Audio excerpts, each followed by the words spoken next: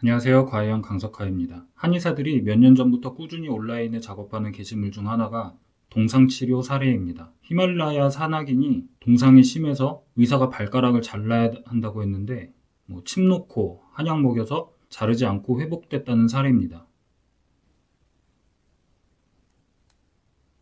최근에 게시물을 제가 봤는데 이제는 논문까지 추가가 됐습니다.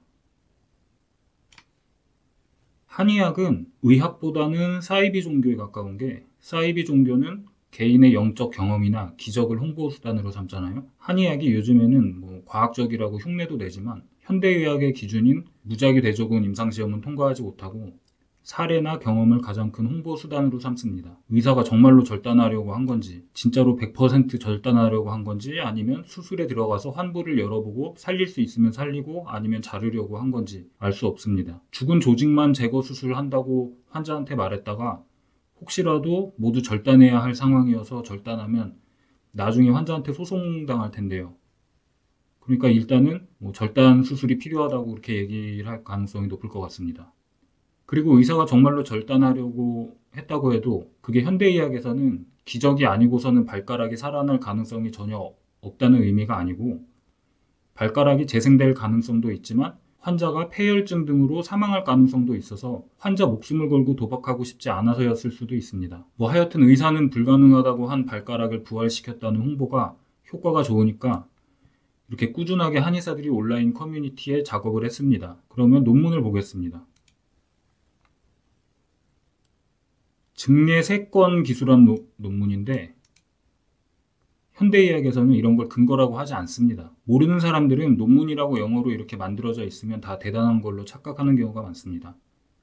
그러나 논문 중에는 사기치는 논문, 엉터리 논문, 수준 미달의 논문도 많습니다. 이게 한의사들이 떠받들고 일반인인 척하는 바람잡이들이 많겠지만 하여튼 정말로 주목할 가치가 있는 성과였다면 여기가 아니고 뉴잉글랜드 저널 오브 메디슨 같은 최고 권위의 학술지에 발표했을 겁니다. 거기에는 조금 모자라다 그러면 동상치료 전문으로 하는 외과 분야 저널에 실렸을 겁니다. 그 분야 의사들이 가장 관심 가질 논문이니까요. 그런데 이 논문이 실린 저널은 익스플로어라고 허접한 대체요법 저널입니다. 이런 허접한 저널에라도 발표하는 이유는 권위가 높은 저널은 안 받아줘서입니다. NEJM이 받아준다면 이런 데다 낼 이유가 없죠. 이 저널도 나름대로 동료 심사를 하는 저널은 맞는데 동상치료 전문가들이 아니라 대체요법 전문가들이 심사하는 저널입니다. 심사한 대체요법사들이 의사 면허가 있다고 하더라도 평생 동상 환자를 치료해본 경험은 있으려나 모르겠습니다. 여기는 대체요법 저널 중에서도 골 때리는데 영문 위키백과 지금 구글 번역을 한 페이지인데요. 진짜 과학 저널을 가장한 가짜, 이런 식으로 비판받고 있습니다.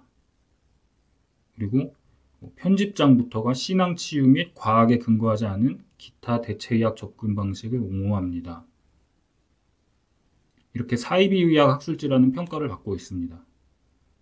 텔레파시, 투시 이런 거 연구하는 사람들이 운영하는 저널이라고 하네요. 2025년 3, 4호로 뭐가 실렸는지 구글 번역으로 제목을 보시죠. 귓바퀴 지압의 효과, 영적 경험 중 초감각적 지각의 EEG 시그니처 공개, 레이키의 영향. 레이키는 이렇게 손을 약간 떨어져서 대고 있죠. 기치료입니다. 기치료. 이렇게 해서 기를 불어넣어주는 치료입니다. 이런 거 실리는 저널이고요. 귀향요법, 귀향요법이라고 되어 있는데 여기 적혀있던 그 용어를 검색해보면은 이렇게 귀의 특정 부분이 특정 장기와 연결된다, 이런 믿음으로 치료하는 그런 사이비 치료죠.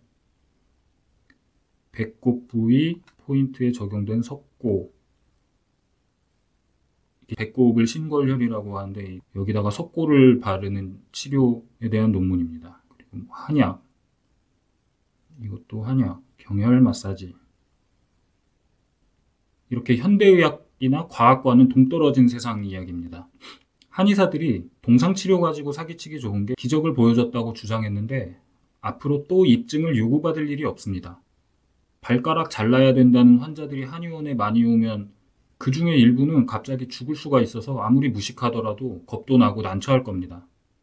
하지만 우리나라에서 그런 환자가 1년에 한 명이라도 발생할까 모르겠습니다. 이 홍보 사례의 환자도 한국이 아니라 히말라야 갔다가 그렇게 된 특수한 사례였습니다. 환자가 발생한다고 해도 한의사한테 갈 가능성은 낮으니까 의사가 포기한 동상 환자에게 기적을 보여줄 수 있다고 계속 주장을 해도 기적을 검증해야 하는 일이 앞으로 생길 가능성은 거의 없을 겁니다.